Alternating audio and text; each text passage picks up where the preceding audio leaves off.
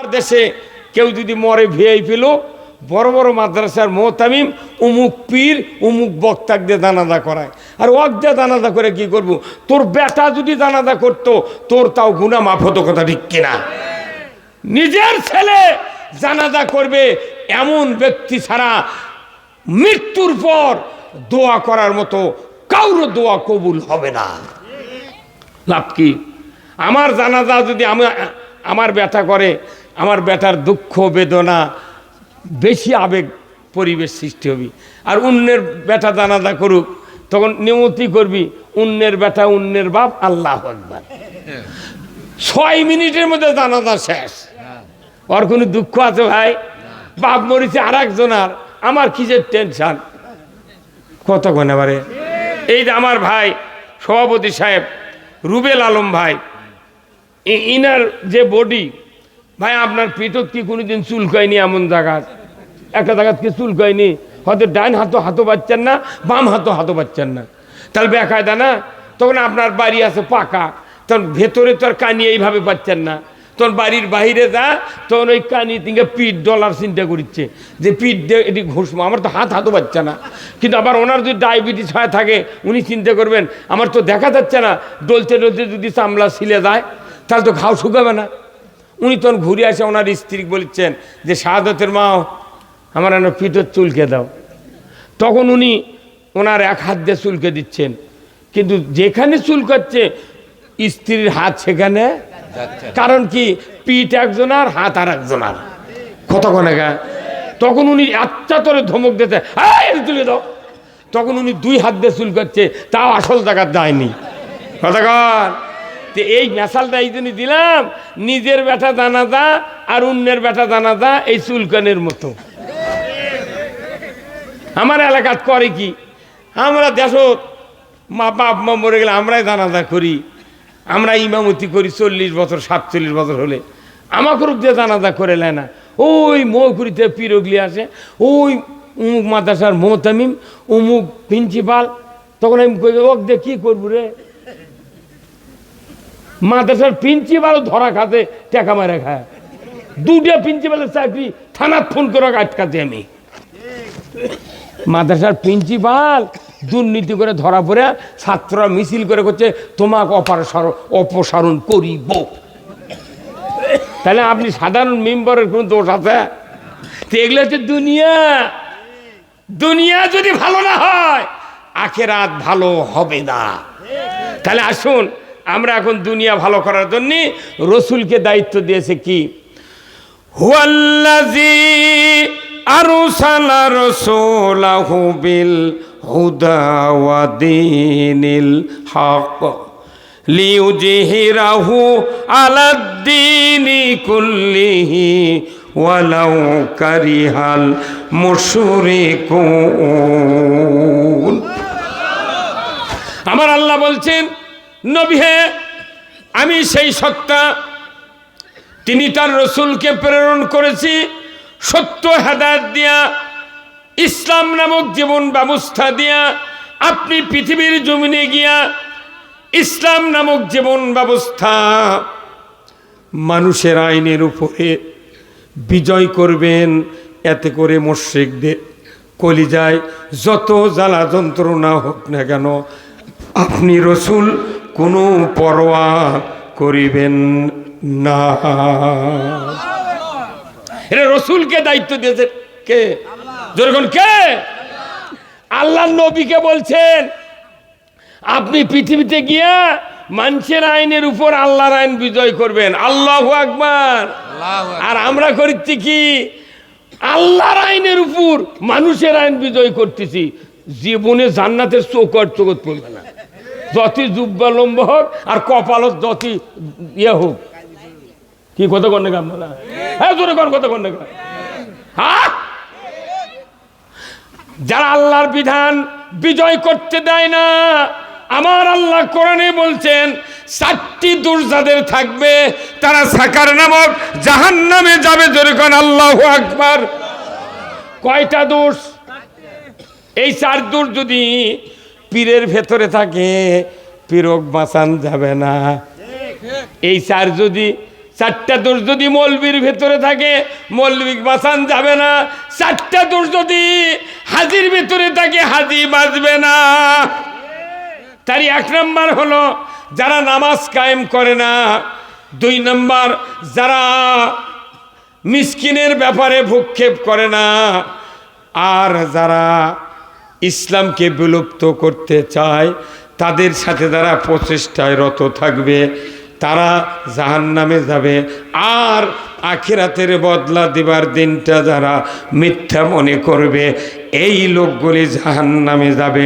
বলুন তো এই 4টা দোষে দোষী লোকদেরকে যদি কিয়ামতের মাঠ থেকে আল্লাহ ধরে ধরে বাছে বাছে জাহান্নামে দেয়, হাসরের ময়দানে কয়জন লোক থাকবি?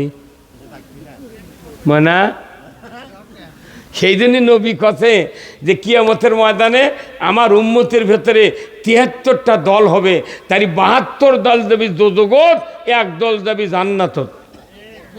এই যে আপনাদের শেরপুর, আমাদের বগুড়া, নন্দীগ্রাম, হাজার হাজার বাংলাদেশে 5,12,000 মসজিদ আছে, এতই মুসল্লি হয় শুক্রবারে। একটা মুসল্লি এখানে হাত তুলে কন্ত অমুক বছরের অমুক মাসের অমুক শুক্রবারে ইমামক বলেছি হুজুর, ও হুজুর, কি বাবা? হুজুর কিয়ামতের ময়দানে নবী বলেছেন আমার উম্মতের ভেতরে 73 কাতার হবে, 73 দলে বিভক্ত হবে। হুজুর গো 72 দল জাহান্নামে যাবে। নবী বলেছেন একটা দল মাত্র জান্নাতে যাবে। ওই দলে থাকার উপায় কি? আগামী শুক্রবারে আপনি মসজিদে বলে দিবেন, তাছাড়া আমরা বাঁচবো না। একটা লোক কত কেউ না, তাহলে লাখ লাখ টাকা খরচ করে ইমামতি আগে লাভ কি? বরঞ্চ মোতাল্লি গ্রুপ, সভাপতি গ্রুপ কয় কি জানেন যে তুই এমন বক্তৃতা দেব যাতে মসজিদ কাজে না হয়। আমরা জিটি দেয় তুই এমন ওয়াজ করবো কেউ যাতে না খাবে। সুদেরও তোর টাকা দিবি, পীরও টাকা দিবি, মুন্সিও টাকা দিবি, তোর কপালে জান্নাত জুটবে না।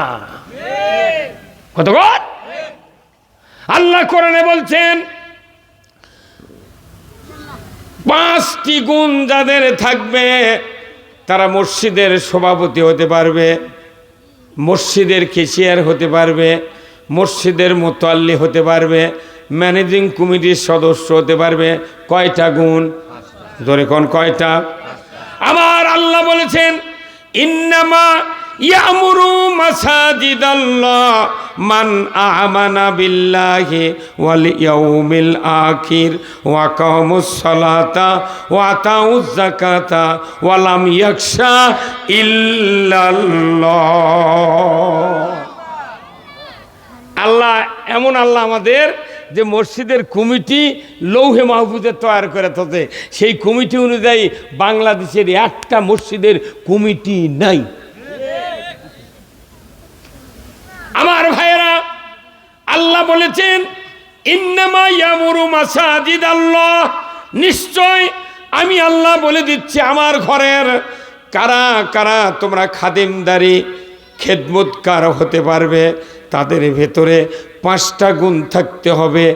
1 নাম্বার হলো মান আমানা বিল্লাহ, আল্লাহর উপর ঈমান, ওয়াল ইয়াউমিল আখির, আখিরাতের প্রতি ঈমান।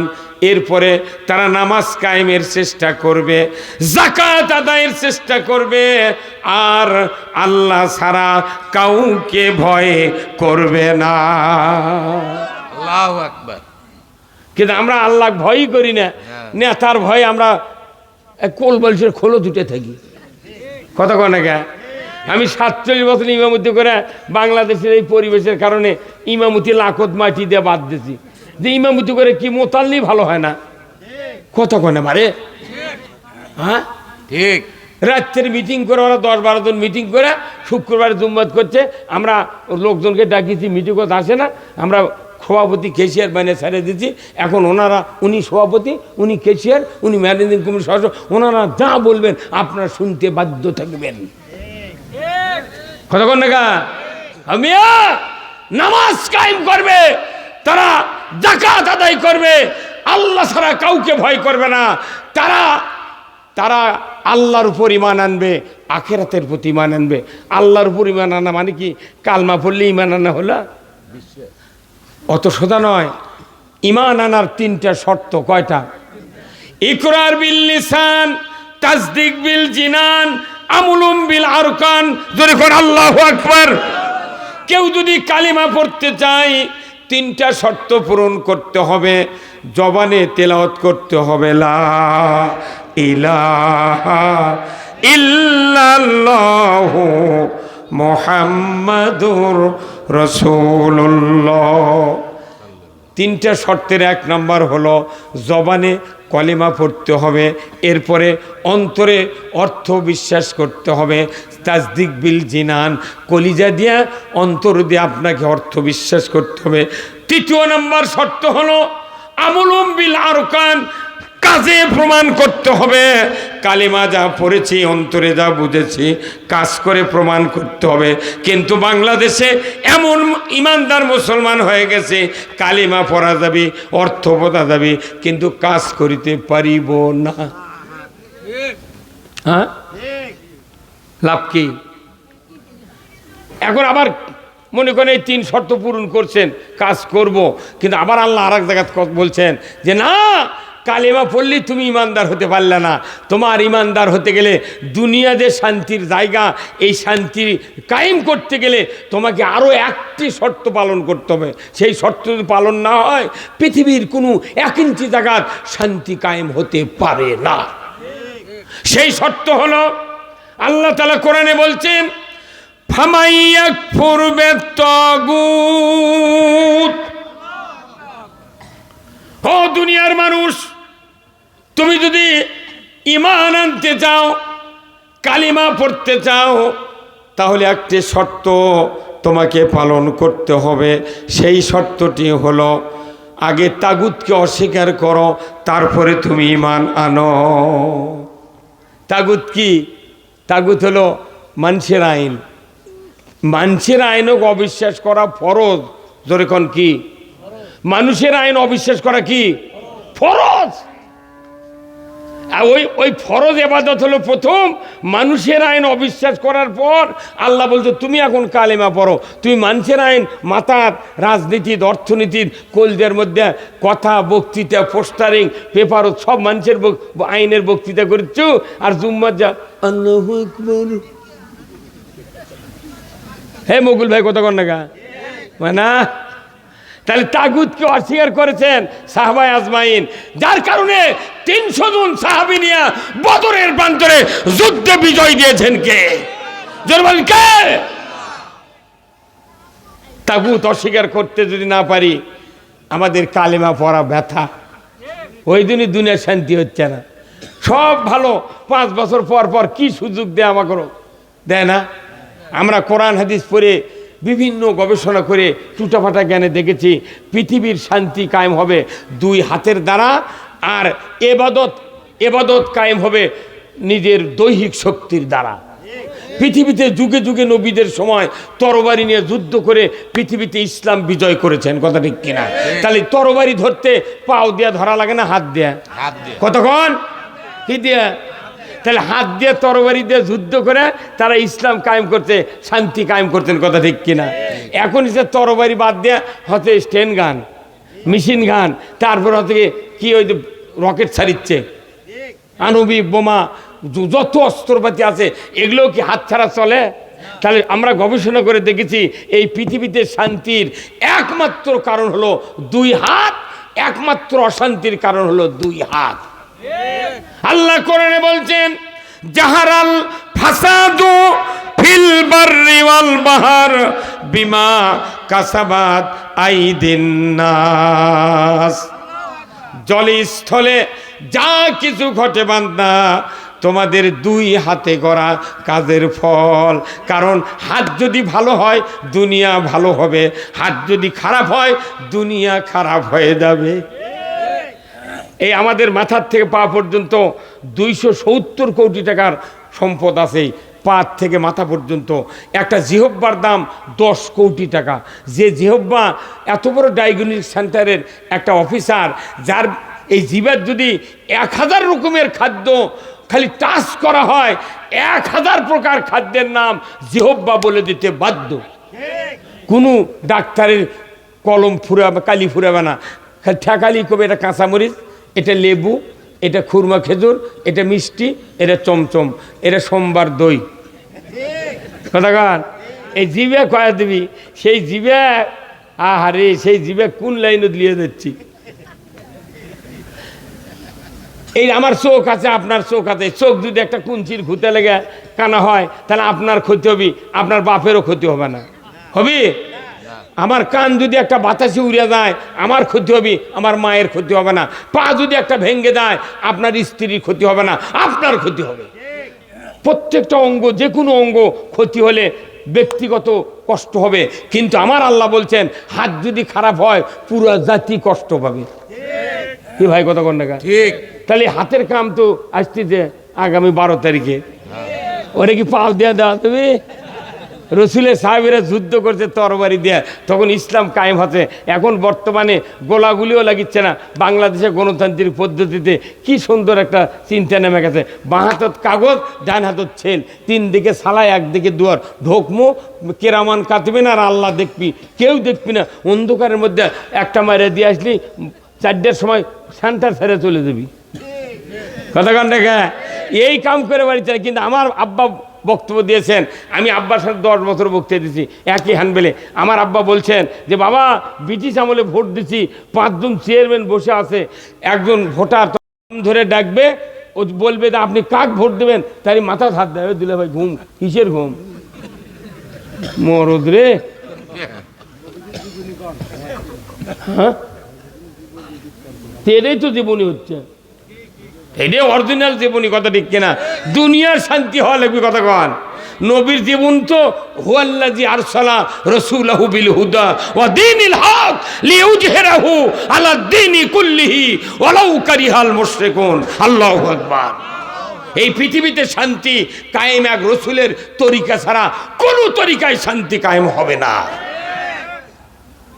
কথা কি কি বলছিলাম আমি এক্ষুনি?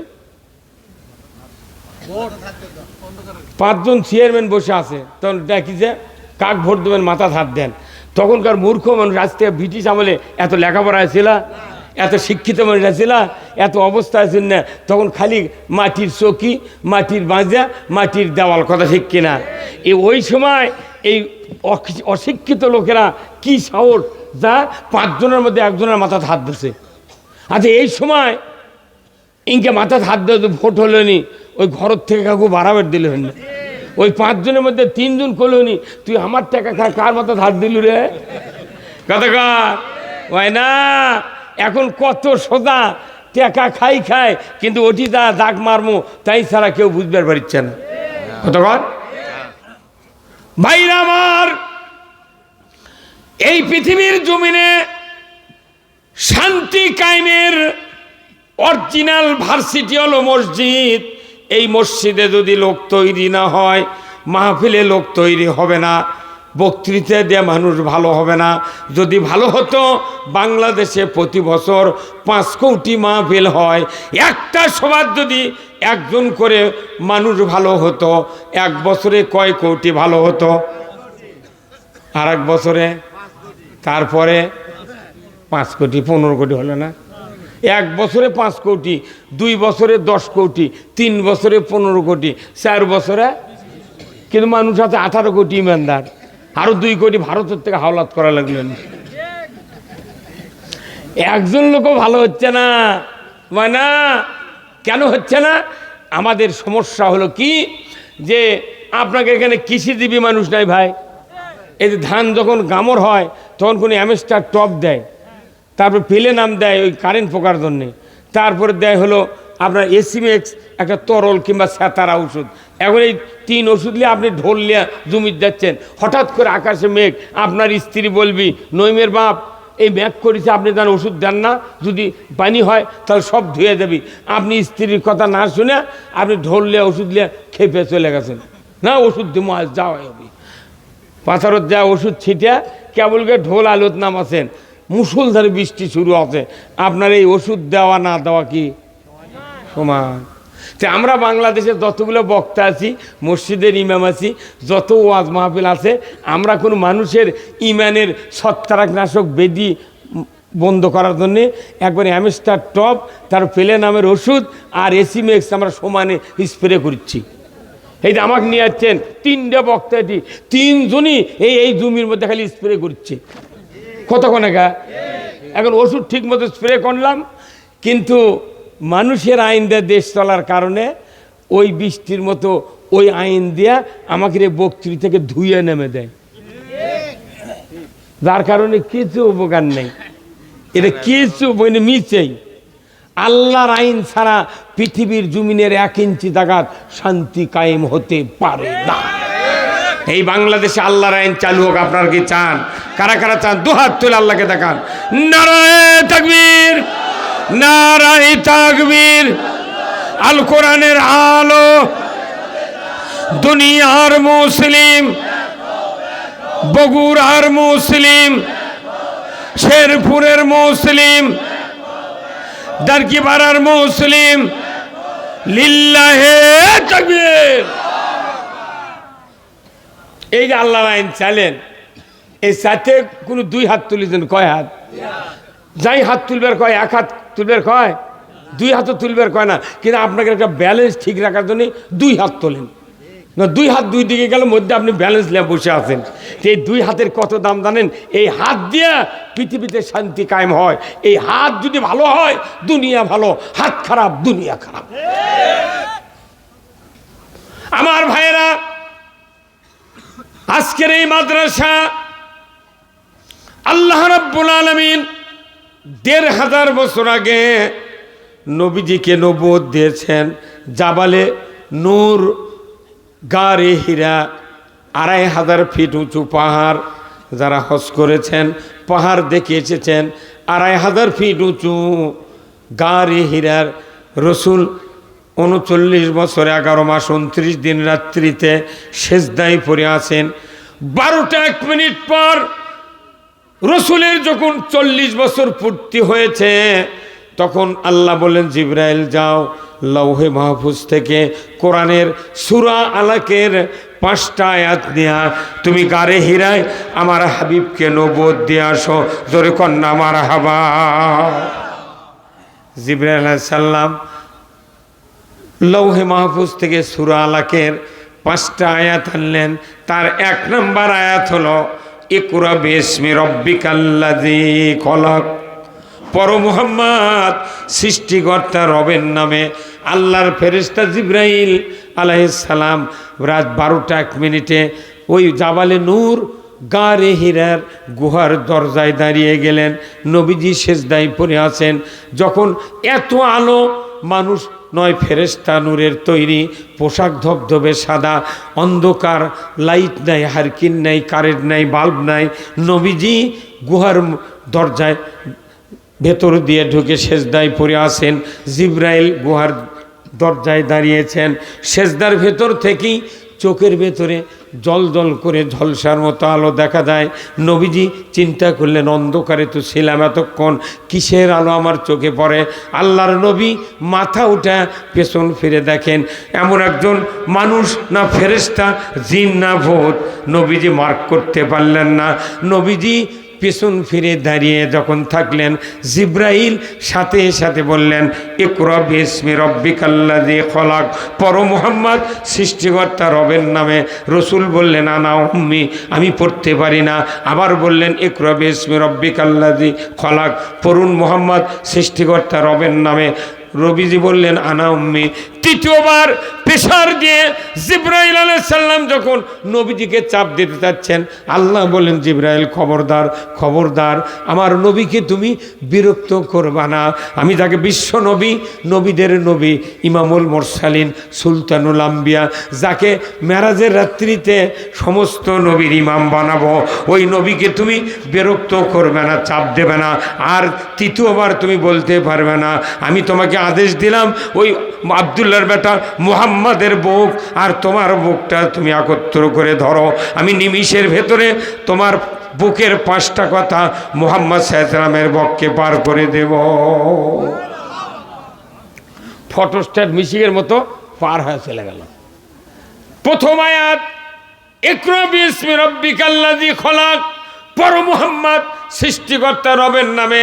এই কোরআনুল কারিমে এত বক্তব্য আছে, নামাজের বক্তব্য, জাকাতের বক্তব্য, হজের বক্তব্য, কত দান খতকা, কত মসজিদ, কত মাদ্রাসা, যুদ্ধ জিহাদ, সুদ হারাম, পর্দা ফরজ, কত অন্যায় অপকর্ম করো না, ওজনে কম দিও না, কত কথা আছে এখানে। কিন্তু কোনো কথা বললেন না। জিব্রাইল বললেন, ওগো আল্লাহর নবী মুহাম্মদ আপনি পড়ুন, কারণ যে বর্বর যুগে যে মানুষগুলি অশিক্ষিত অন্ধকার যুগে পরিণত হয়ে গিয়েছে, জীবিত মেয়ে শিশুকে কবর দিত, এমন অরাজক সমাজের মানুষকে ভালো বানাতে গেলে পড়ার বিকল্প কোনো পথ নাই, পড়তে হবে। কিন্তু বাংলাদেশে আমি একদিন মোটরসাইকেলে হুন্ডার তেল তুলে করছি কি 3টা গ্রাম ঘুরেছি বাড়ি বাড়ি, যে এই বাড়ি এই গ্রামত কে কে কোরআন শরীফ হাতত লেছে জীবনে। এই দেখতে দেখতে তালিকা করে দেখি যে এই 3টে গ্রামের হিসাব করে 68,000 গ্রামের গুণ দিয়ে দেখি 8.5 কোটি মানুষ এখনো জীবনে কোরআন হাতত লাইনি। পড়া তো দূরের কথা, কোরআন হাততই লাইনি। তাহলে 18 কোটি মানুষের ভেতরে 8.5 কোটি মানুষ কোরআনই হাতত লাইনি। তাহলে অক যদি কোরআনের মধ্যেকার বক্তৃতা শুনান হয়, উনি আমাকে মারবি, তুইলে পালু কোনটিরা কথা কনারে। আর মাত্র শতকরা 7 জন মানুষ কোরআনের অর্থ পড়ে, আর কেউ পড়ে না। কি বিপদ এগুলো! আমরা কোন জগতে যাচ্ছি? নবীর উপর প্রথম আয়াত নাযিল করছে পড়ো, আমরা সেই পড়া বাদ দিছি। আবার আমরা দুনিয়াতে ক্ষুধা, ভয়, দারিদ্র থেকে মুক্তি পাওয়ার জন্যে কে কত ব্যবসা করছি, কে কত হাঁচড়াহাঁচড়ি করছি, মনে হচ্ছে ধনী হওয়ার জন্য মানুষ পাগল হয়ে গেছে কত কন্যাকা। হ্যাঁ, কিন্তু আল্লাহ কোরআনত একটা সূরা নাযিল করছেন, রসুলের বংশের নাম দেয়া একটা সূরা। সেই সূরার নাম কত? সূরা আল কুরাইশ। খালি কুরাইশ, সূরা আল। রসুলের বংশের নাম কি ছিল? কুরাইশ বংশ। ওই কুরাইশ বংশের লোকদেরকে কথে, তোরা যদি ভয় ক্ষুধার থেকে বাঁচবার চাস, তাহলে আল্লাহ বলে দিছে ফালিয়াবুদু রাব্বা হাযাল বাইত। ও দুনিয়ার মানুষ, তোমরা যদি ভয় থেকে বাঁচতে চাও, ক্ষুধা থেকে বাঁচতে চাও, তোমরা যদি নিরাপত্তা চাও, তাহলে তোমরা ওই কাবার মালিকের ইবাদত করো। জোরে কোন আল্লাহু আকবার। কার ইবাদত করলি? কাবার মালিকের। তার মানে আল্লাহর ইবাদত করলি, কথা ঠিক কিনা? এই আল্লাহর ইবাদত ছাড়া ভয়, ক্ষুধা, দারিদ্রতার থেকে বাঁচার কোনো উপায়। আমরা ইবাদত করছি, দুনিয়ার মানুষের গোলামি করছি, কিন্তু আল্লাহর ইবাদত আমরা করতে রাজি নই। এই জন্য আসুন না, আমরা কোরআনের এই কথাগুলি যা শুনলাম, এটা হলো দুনিয়ার বক্তব্য শুনলেন। এখন আসুন আমরা আখিরাতে যাব। জোরে কোন আল্লাহু আকবার। আখিরাতে বাঁচবেন। এই যে মাদ্রাসা, আমি দেখেছি, আমি গতবারে 630 জনাক পাগড়ি দিয়েছিলাম মাথাত, এইবার 377 জন দেওয়া হয়ে গেছে, আরও পাগড়ি হবি। তাহলে এতগুলো মানুষ পাগড়ি দিচ্ছি, কিন্তু দেখা যায় ওই মাদ্রাসার কমিটির লোক যারা, ওরকে একটা বেটা মাদ্রাসাত পড়ে না। কতক্ষণ ওই মাদ্রাসার সভাপতি হওয়ার জন্যে, ম্যানেজিং কমিটি কেশিয়ার হওয়ার জন্যে পাগল হয়ে যায়। কিন্তু ওর বেটাকে যদি কয় ভাই তোর বেটা দে, করছে না ভাই আমার বেটার মেধা ভালো, তো এই জন্য কেজিত পেরক MBBS বানাম। হ্যাঁ, ওরকের বেটাকে MBBS বানাবি। আর ওই নলডাঙ্গা গাইবান্ধা থেকে ধনুট, ওই কাজীপুর থেকে গরিবের বেটাকে লেগে যাই পর, এই টুপুর থেকে পর। তাহলে মানুষের বেটা পরে তোর লাভ কি? কি লাভ? আল্লাহর নবী বলেছেন, মাদ্রাসায় কোরআনের জ্ঞান অর্জন করার জন্য যাদেরকে ভর্তি করানো হয়, এই সন্তানের যদি 6 বছর বয়স হয়, ওই সন্তান 10 বছর পর্যন্ত বালেগ না হয়, এই পর্যন্ত যত সওয়াব কামাই করবে, সমস্ত সওয়াব মা বাবার আমলনামায় লেখা হবে। শুধু কি তাই, এই সন্তান যখন মাদ্রাসার তলবে এলেম হবে, রাস্তায় রাস্তায় হেঁটে হেঁটে যাবে, ওই সন্তানের পায়ের নিচে রহমতের ফেরেশতা পাখা বিছিয়ে দেওয়ার জন্য আল্লাহ তাআলা হুকুম দেয়া দেয়, হে আমার ফেরেশতারা, এই বান্দার পায়ে যেন কোনো ধুলা মলিন না লাগে, কোনো ধুলা যদি না লাগে, কাদা না লাগে, অতএব তামার পাখার উপর দিয়ে হেঁটে যাবে, তুমি সাবধান হয়ে ওই তালবে এলেমের পায়ের নিচে পাখা বিছিয়ে দাও।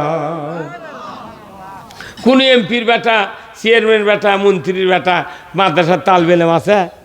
কোথায়? আমাদের বেটার পায়ের নিচে বাটা কোম্পানির জুতো আছে, আর গরিবের বেটার পায়ের নিচে ফেরেশতার পাখা আছে। এই কথা কন। যারা কষ্ট করে এই সন্তানকে হাফেজ বানাবেন, আমার নবী বলেছেন একজন হাফেজ যখন হয়ে যাবে, এই সন্তান যদি হালালকে হালাল জানে, হারামকে হারাম জানে, জীবনটা যদি এইভাবেই চালাতে থাকে, লোকটি যদি মারা যায় কিয়ামতের ময়দানে উঠবে যে হাফেজ দুনিয়ার থেকে হালালকে হালাল জেনে, হারামকে হারাম জেনে দুনিয়ায় আল্লাহর হুকুম মেনে মেনে হাসরের ময়দানে উঠবে। ওই হাফেজের মা বাবার মাথায় নূরের তাজ আল্লাহ তাআলা পরিয়ে দেবে।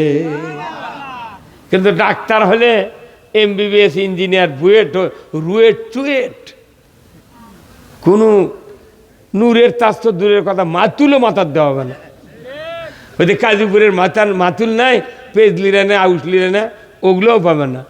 আর আল্লাহ নবী বলছেন হাফেজের বাপ মা, আলেমের বাপ মায়ের মাথায় নূরের তাজ পরিয়ে দিবে আল্লাহ। আল্লাহু আকবার।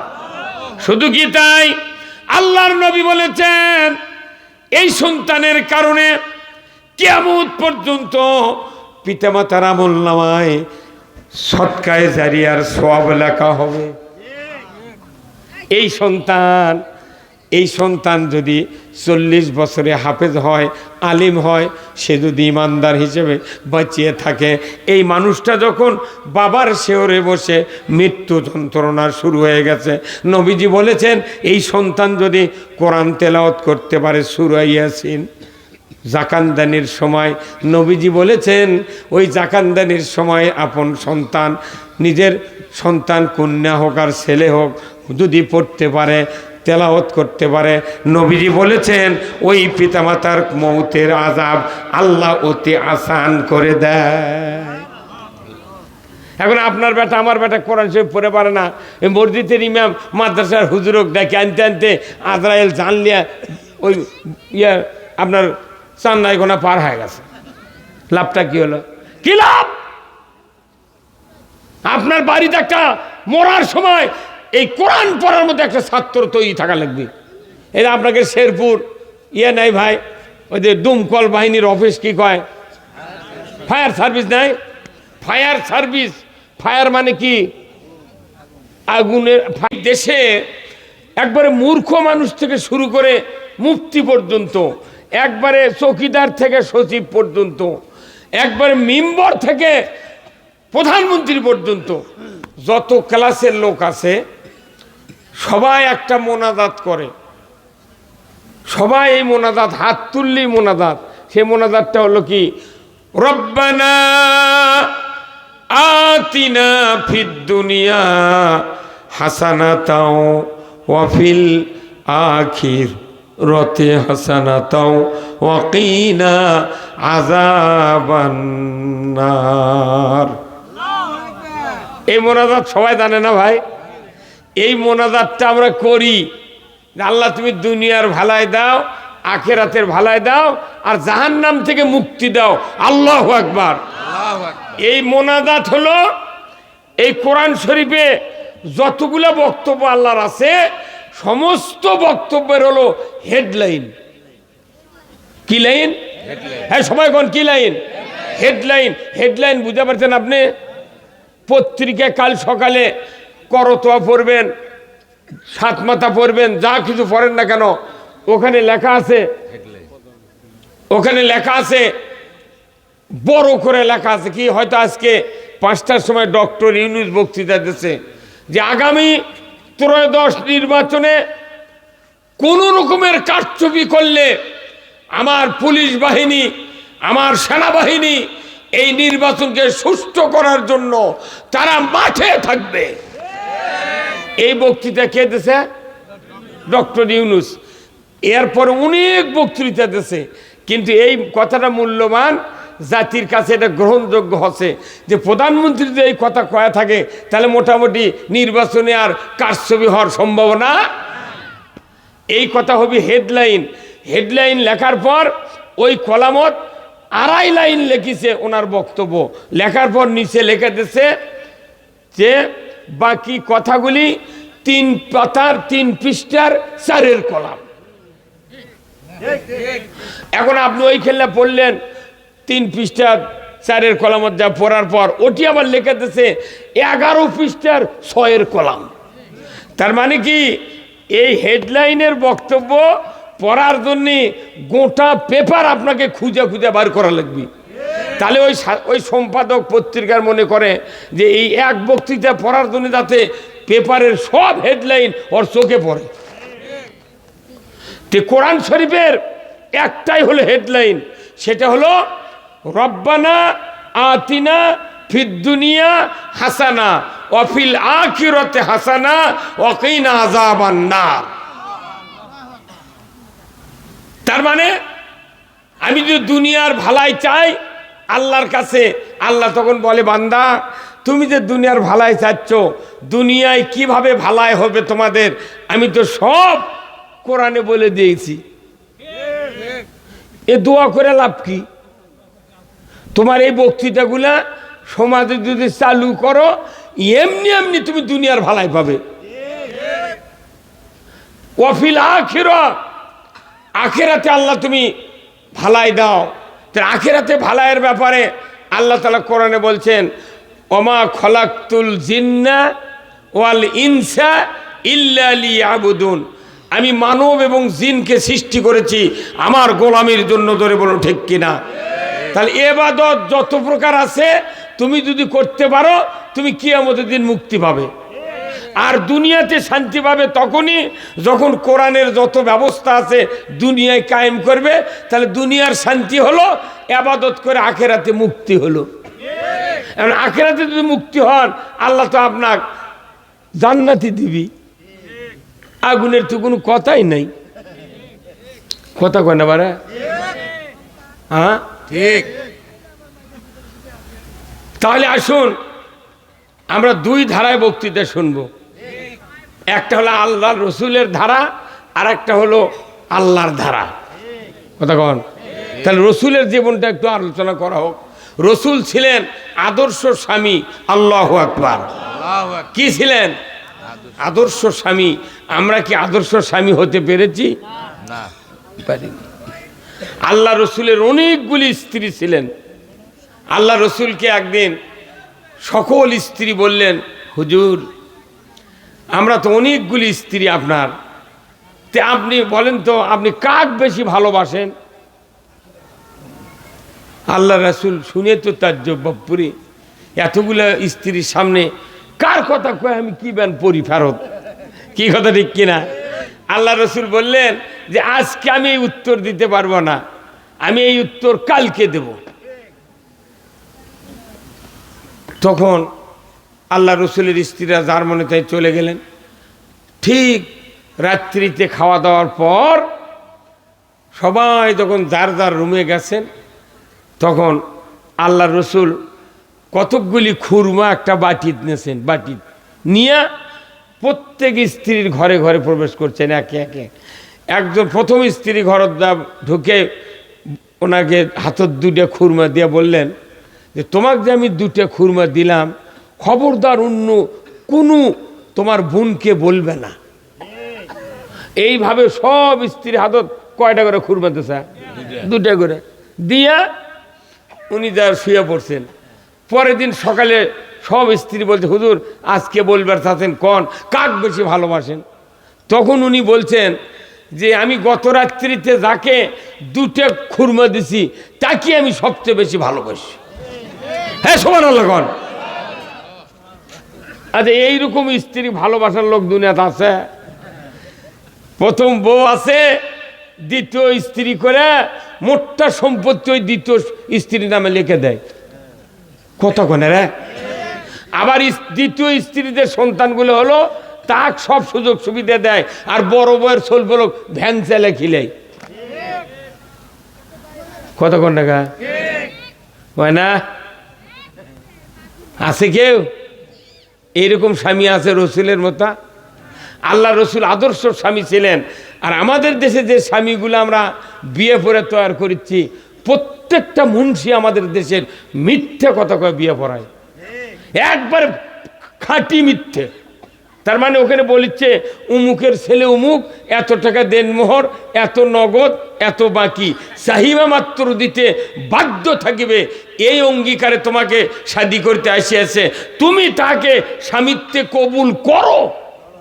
উকিল কি চাপ দেয়? করো।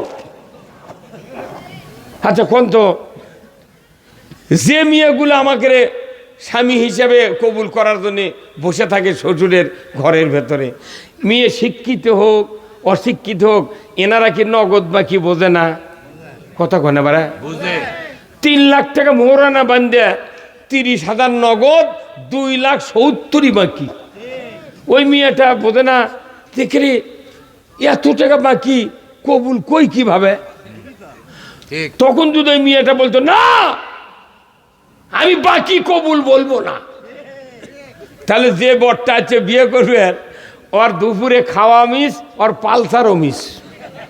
কতক্ষণ আগে? আচ্ছা এইভাবে যদি এই শেরপুর উপজেলার 10টা বর যদি মেয়ের ঝাড়িতে যদি বিয়ের থেকে উঠে গেল, 11 নম্বর বর যাই বিয়ে করবে আসবি, তাই বাপক বলতো আব্বা 2 শতক জায়গা বিক্রয় করে আমার পকেটে টাকা দেন, তারপরে আমি বিয়ে করবে যাব। তাদের মিয়া মানুষের ঝাড়ি খাওয়া যাবে না। কতক্ষণ রে? আমার দেশের 72 বছরের বুড়ারও মোহরানা বাকি আছে। কি লাভ হলো? মানেলে বক্তৃতা করে কি? রসুল বলছেন যার মোহরানা কোনো সম্পদের বিনিময়ে পরিশোধ হয়নি, জমির বিনিময়ে পরিশোধ হয়নি, সোনার বিনিময়ে পরিশোধ হয় নাই, আমার রাসূল বলছেন তাকে কিয়ামতের দিন জানাকারের কাতারে উঠতে হবে। লাভ কি? কি লাভ? যে মেয়েটা কবুল বলল বাকি, এই মেয়েটার যদি বাপ বেঁচে থাকে, ওই বাপ যদি কোনো একটা হাটে, মির্জাপুরের হাটে একটা কুরবানির গরু বিক্রয় করার জন্য গরু নিয়ে যায়, 1.5 লক্ষ টাকা দাম মিটে, যিনি গরু কিনেছেন উনি বলছেন ভাই এই যে 50,000 টাকা নেন, আমার গরুটা ছাবা দেন। ছাবাছে, ছাবানোর পর বলতেছে আপনি 50,000 টাকা পাশে আপনার যখন 1 লক্ষ টাকা দরকার আমার বাড়ির থেকে নিয়ে আসবেন। ওই মেয়ের বাপ কি গরু বাকি দিবি?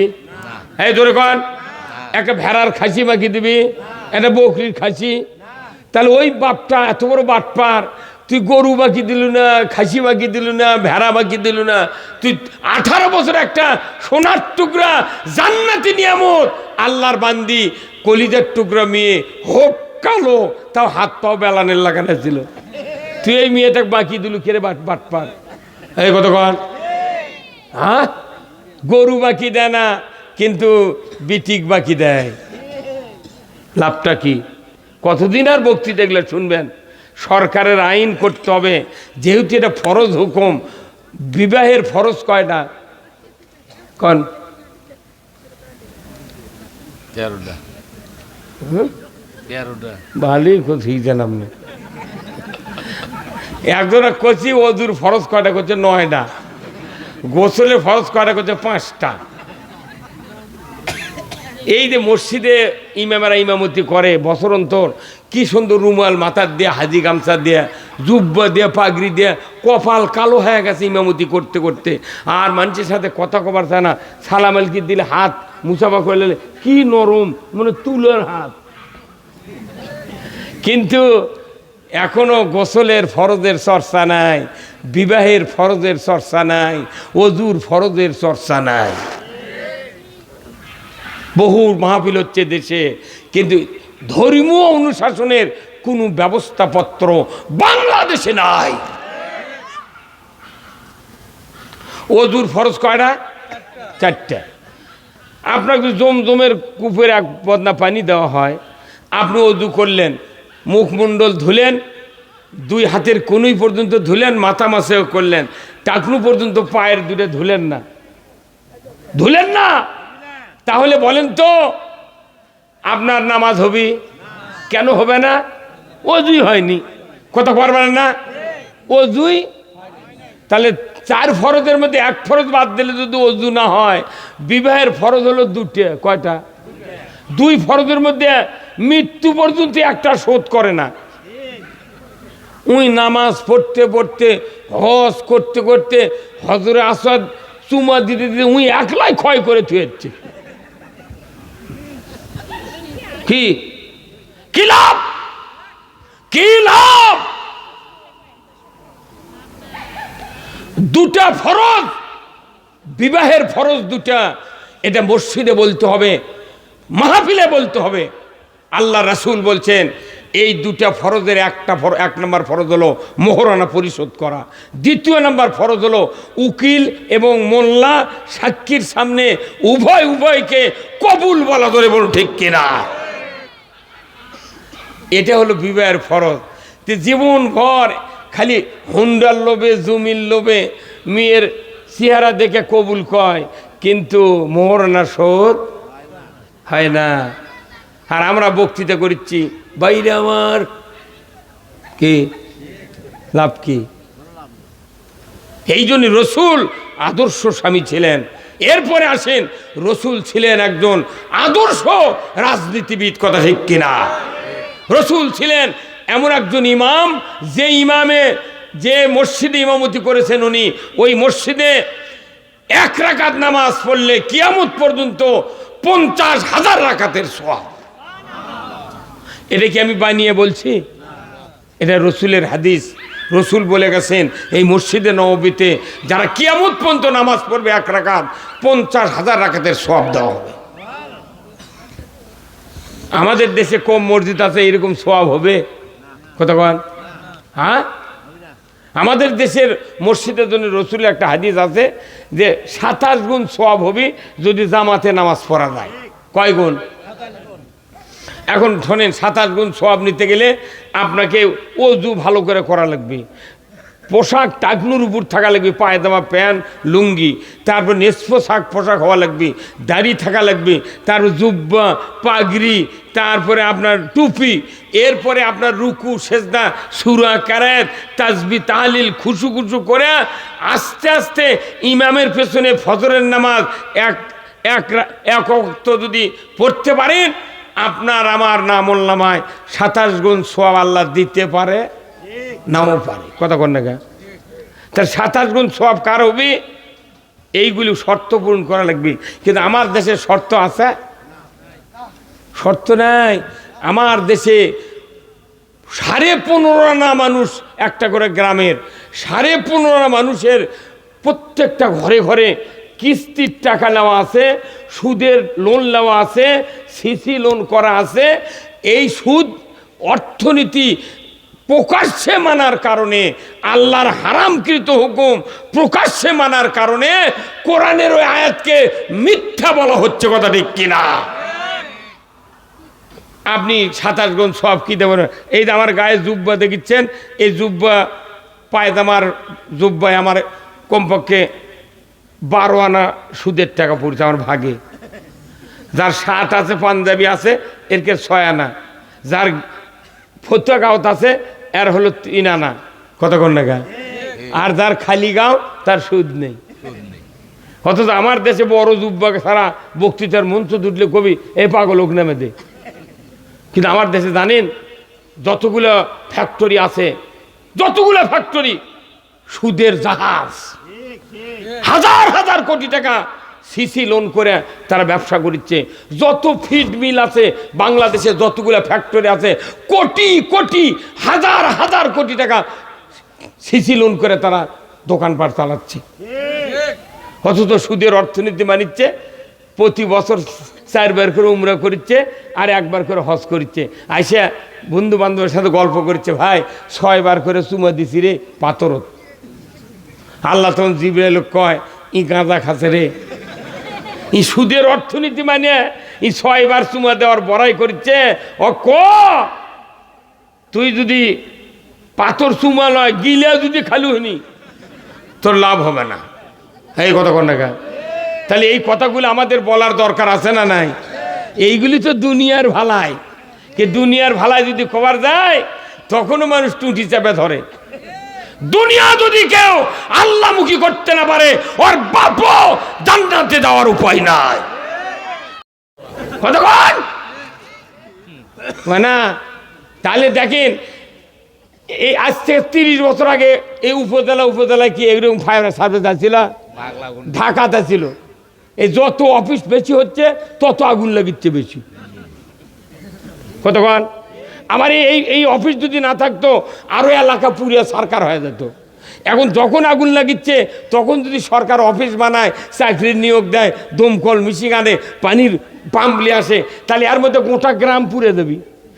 সরকার কি বুদ্ধি, আগেই ফায়ার সার্ভিসের অফিস করে ওই চাকরি নিয়োগ দিয়ে অক্ষতে তুই ফজরের নামাজ পড়ে ভাত টাত খায়, গোসল করে, পোশাক পরে, চাবি অন করে, তেল এগুলো পানি টানি সব তুলে রেডি হয়ে থাকবো।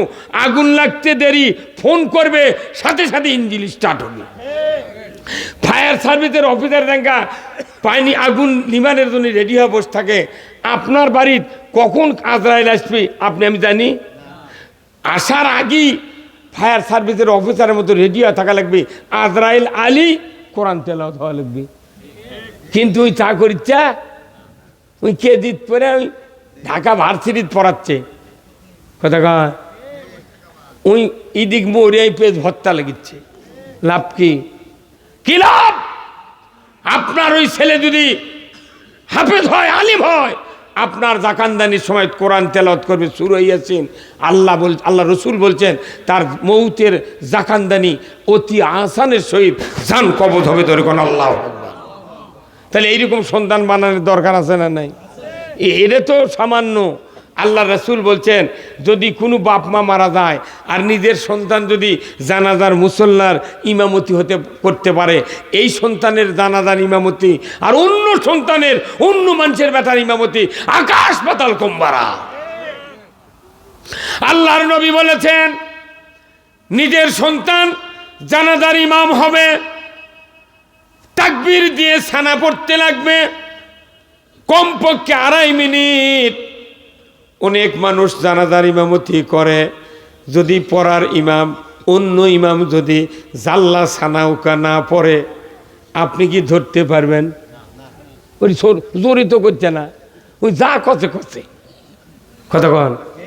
কিন্তু নিজের সন্তান জানাজা করলে বলবে আল্লাহ, মুখে দোয়া ছানা পড়বে আর অন্তরে হবে আল্লাহ এই তো আজকে শেষ দোয়া।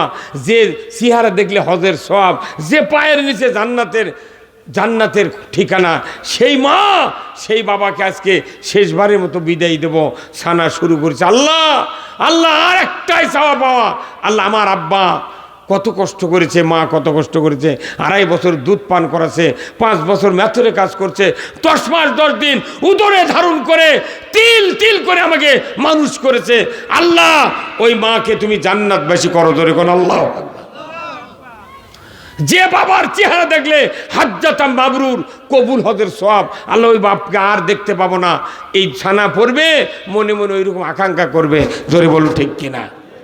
অন্য মানুষ জানাজা করলে উনকে কর টাইম আছে, উনকে সরসর করে পড়বি সুবহানাকা আল্লাহুম্মা ওয়া বিহামদিকা তাবারাকা ইসমুকা তাআলা জাদ্দুকা জাল্লা সানাউকা লা ইলাহা গায়রুকা আল্লাহু আকবার।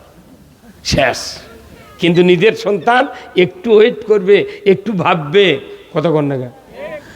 দ্বিতীয় তাকবীর দিবে, দরুদ ইব্রাহিম পাঠ করবে।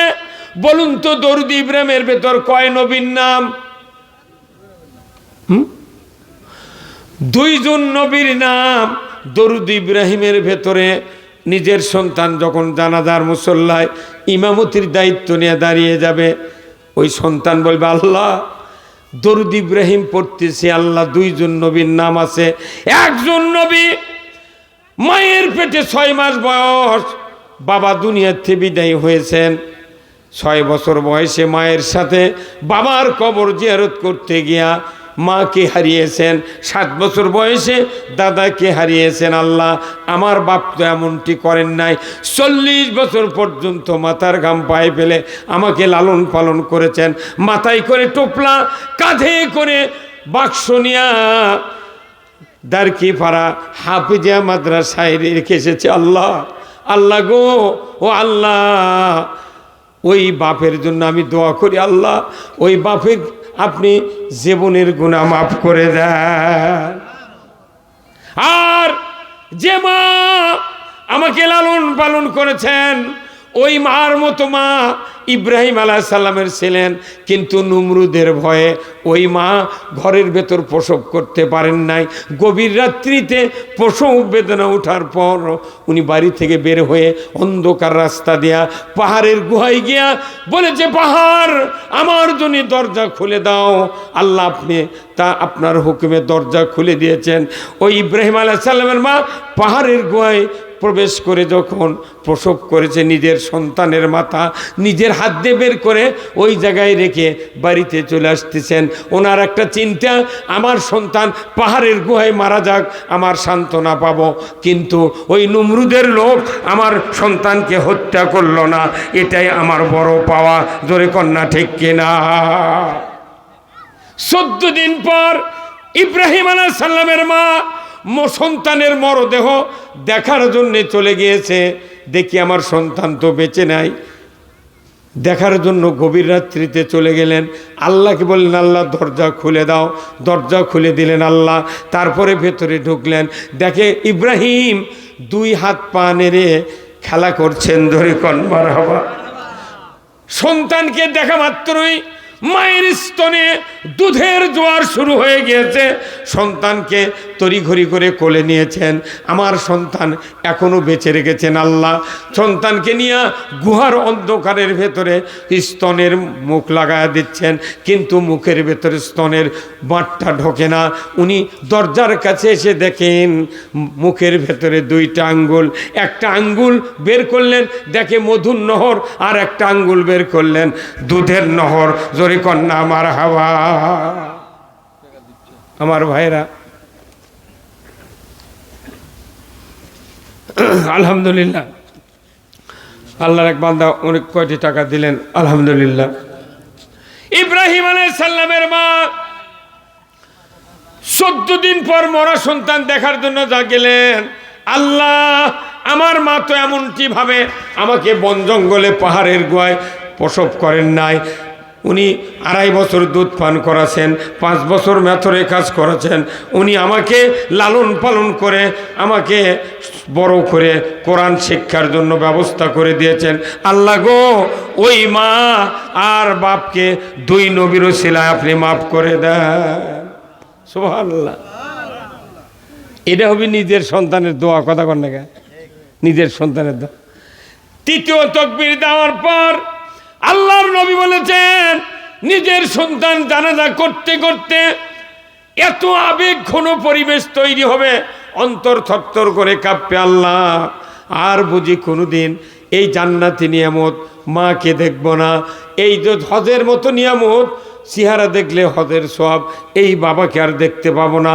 আল্লাহ গো, ও আল্লাহ দোয়া করতেছে, জীবিতদেরকে তুমি মাফ করে দাও, মৃত্যুদেরকে মাফ করে দাও, গোপনের গোয়া মাফ করে দাও।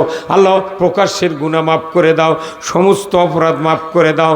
দোয়া করতে করতে ওই সন্তানের চোখ দিয়ে যদি একটা মাছির মাথার মতো পানি বের হয়, আমার নবীজি বলেছেন ওই সন্তানের চোখের পানির কারণে আল্লাহ তাআলা ওই খাটনিতেই পিতামাতার জীবনের গুনাহ আল্লাহ তাআলা মাফ করে দেয়।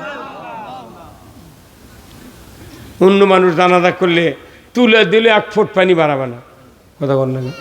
এই জন্যই দরকার নিজের সন্তান হোক। একটা জানাজার আপনার সন্তান আছে, যদি ছেলে থাকে একটা ছেলে হাফেজ বানান, আলেম বানান। যদি ছেলে না থাকে মেয়েকে আপনি হাফেজা বানান, তাও কোরআন পড়ে আপনার আসানের সহিত জাকানদানি হবে।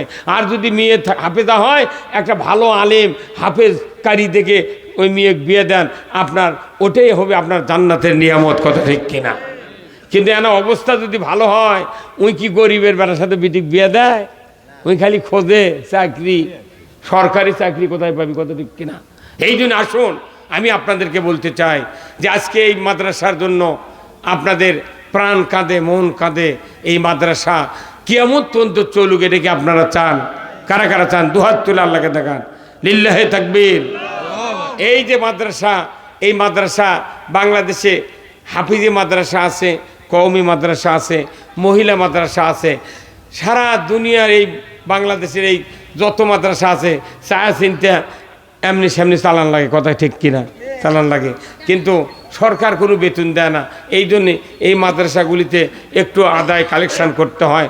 আমার ভাইয়েরা, আমি আপনাদেরকে বলবো, আল্লাহর কোন বান্দা আছেন এই মাদ্রাসার জন্যে অর্থ দিবেন, আমি আপনাদের জন্য দোয়া করব।